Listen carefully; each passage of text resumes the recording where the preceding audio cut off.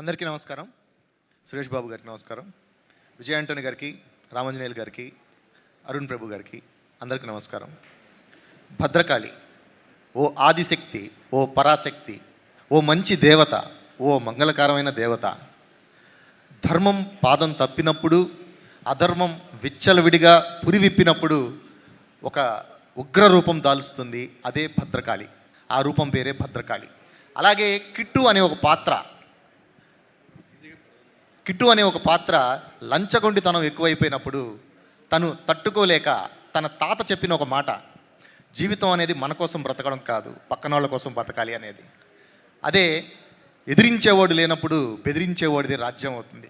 ఇలాంటివన్నీ నమ్మిన అతను ఉగ్రరూపం దాల్చి భద్రకాళిగా మారి ఎలా ఎదుర్కొంటాడనేదే ఈ భద్రకాళి. ఇది ఒక పొలిటికల్ సెటైర్, అందరికీ బాగా నచ్చుతుంది. విజయ్ ఆంటోనీ గారు దీంట్లో విశ్వరూపం చూపించారు.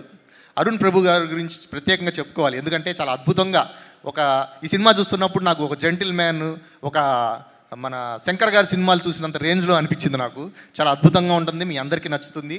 ఈ సినిమాలో నన్ను పాత్రం చేసినందుకు మా విజయ్ ఆంటోనీ గారికి thank you very much sir. మా డైరెక్టర్ గారికి థ్యాంక్ యూ వెరీ మచ్. నాతో పాటు రాజశేఖర్ రెడ్డి గారు కూడా పనిచేశారు, ఆయన కూడా థ్యాంక్ యూ వెరీ మచ్. ఈ అవకాశం నాకు ఇచ్చిన మా ప్రొడ్యూసర్ గారికి, డైరెక్టర్ గారికి అందరికీ, మా విజయ్ ఆంటోనీ గారికి అందరికీ థ్యాంక్ యూ వెరీ మచ్.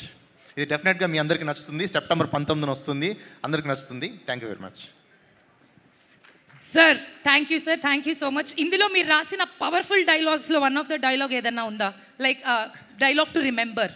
ఎదిరించేవాడు లేనప్పుడు బెదిరించేవాడిది రాజ్యం అవుతుంది అంటే అసలు డైలాగ్ అది అధికారి ఆయనండి. ఇప్పుడు దీన్ని తమిళ్లో చెప్పగలరా? నేను తమిళ్లో తెలుగు అండి, నేను తెలుగు మాత్రం. తెలుగు వారు అయితే తమిళ నుంచి తెలుగులోకి అనువాదం ఎలా చేశారు?